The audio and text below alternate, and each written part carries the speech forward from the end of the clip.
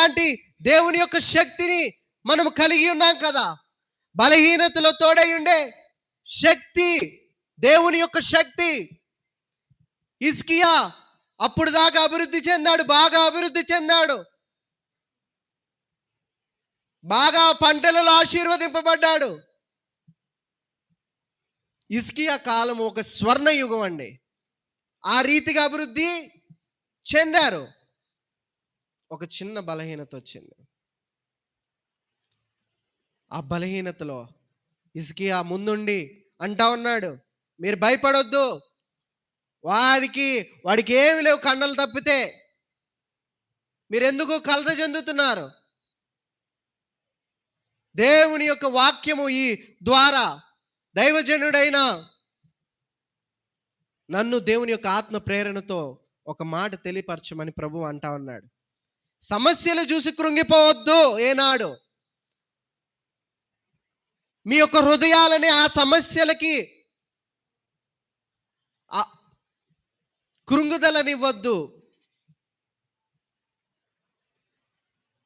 సమస్యలు చూసి ఏనాడు భయపడొద్దు. దేవుని వైపు తిరగండి. ఆ సమస్యలకి మీ యొక్క హృదయంలో చోటివ్వద్దు. దేవుని వైపు చూడండి, ఆయన మీద నమ్మకం ఉంచండి. ఆయనే మార్గాన్ని తెరవజేస్తాడు. దేవునికి స్తోత్రం, హల్లెలూయా. ఆ సమస్యలనే కృంగుదలకి మీ హృదయాలని అప్పగించొద్దు. అవి తాత్కాలికమైనవే, శాశ్వతమైనవి కావు. దేవుని యొక్క మాట శాశ్వతమైంది. ఆ మాటని నమ్మండి, ఆ శక్తిని నమ్మండి.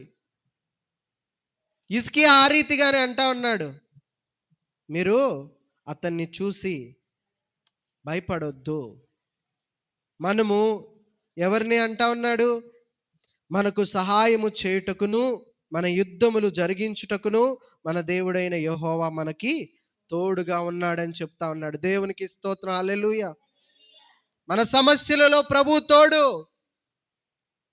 మన కార్య సఫలతలో ప్రభు తోడు, మన బిడ్డలకి ప్రభువే తోడు. మన బిడ్డల హృదయాలకి, మన హృదయాలకి, అసలు మనిషి హృదయానికి ఎవరైనా సరిహద్దులు వేయగలుగుతాడండి? వేయలేడు. మన బిడ్డలు మన ఎదుటే ఉంటారు. వారి హృదయంలో ఏ చెడు ఆలోచనలు వస్తున్నాయో, ఏ చెడు తలంపులు వస్తున్నాయో తెలుసా?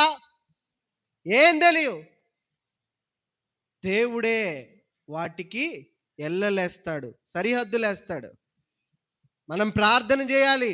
దేవుని సన్నిధానములో ఆయన మాటలను నమ్మి, ఆయన యొక్క శక్తిని నమ్మి, ప్రభువా ఈ నా బిడ్డల్ని నీ చేతికి అప్పగిస్తున్నా.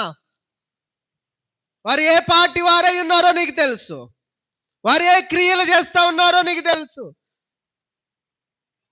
యవ్వనములో ఉన్నారు, ఎడమ నుంచి కుడికి కానీ, కుడి నుంచి ఎడమకి కానీ తొట్టిల్లిపోకుండా తిన్ననైన నీ మార్గాల్లో నడవాలి.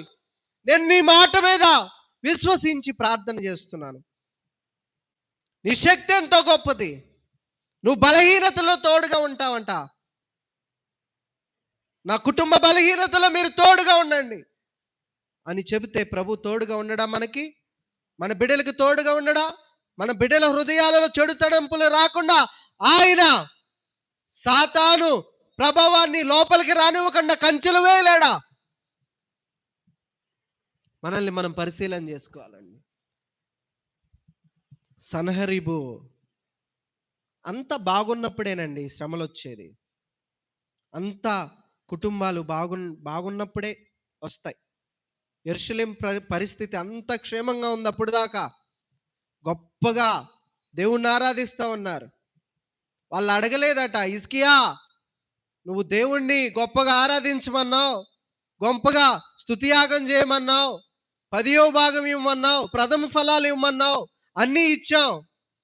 ఏంటి మరి సన్హెరీబు వంటి గొప్ప కండలు తిరిగిన రాజు వస్తున్నాడు, మరి ఒక్క చేత్తో నలుగురిని చంపేస్తాడంట ఆయన అని వాళ్ళు అడగలేదండి. ఎందుకంటే